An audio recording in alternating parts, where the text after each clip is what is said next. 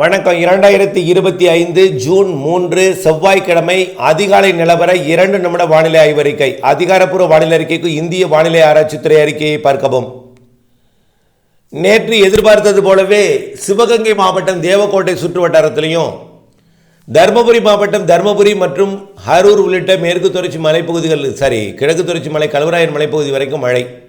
அந்த மழை திருவண்ணாமலை மாவட்ட தெற்கு பகுதியிலையும் ஆங்காங்கே இருந்தது. இன்றைய நாளை பொறுத்த வரைக்கும் நீலகிரி ஈரோடு தொடங்கி கிருஷ்ணகிரி தருமபுரி சேலம் நாமக்கல் மற்றும் அண்டை மாநில பகுதியாக மைசூர் பெங்களூரு திருப்பத்தூர் வேலூர் ராணிப்பேட்டை சென்னை திருவள்ளூர் காஞ்சிபுரம் செங்கல்பட்டு திருவண்ணாமலை விழுப்புரம் கள்ளக்குறிச்சி புதுச்சேரி வரைக்கும் இன்றைக்கு மழை இருக்கும். ஆங்காங்கே ஒதுக்கி கிழக்கு மேற்கு திசை காற்று சந்திப்பின் காரணமாக. அதே போல் திண்டுக்கல் மாவட்டம் நத்தம் சுற்றுவட்டார பகுதி மதுரை தேனி திருநெல்வேலி கன்னியாகுமரி தென்காசி மாவட்டத்தில் ஆங்காங்கே மற்றும் தூத்துக்குடி மாவட்டத்தில் ஓரிடங்கள், சிவகங்கை மற்றும் ராமநாதபுரம் உள்பகுதி புதுக்கோட்டை மதுரை வடக்கு திண்டுக்கல் மாவட்டத்திடம் சிவகங்கை மதுரை 4 மாவட்டம் சந்திக்கும் இடம். அதேபோல் டெல்டா மாவட்டங்கள் ஆங்காங்கே மழை பொழிவு இருக்கும். நாளை தமிழ்நாட்டின் அனைத்து மாவட்டங்களுக்கும் மழை உண்டு. காற்று பகுதிக்கும் மழை உண்டு.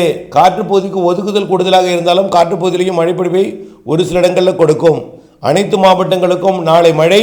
சென்னை திருவள்ளூர் டெல்டா மாவட்டங்கள் கோடியக்கரை முனை வரைக்கும் பழவேற்காடு வரைக்கும் கடலோரம் மற்றும் மலையோரம் தொடங்கி கடலோரம் வரைக்கும் மழை உண்டு. நாளை 4ஆம் தேதி. அடுத்தபடியாக 5, 6, 7 மழை இருக்காது. 5ஆம் தேதி வேணால் இந்த மதுரை மாவட்ட வடக்கு பகுதியில் மட்டும் இருக்கலாம், சிவகங்கை மாவட்ட எல்லையில்.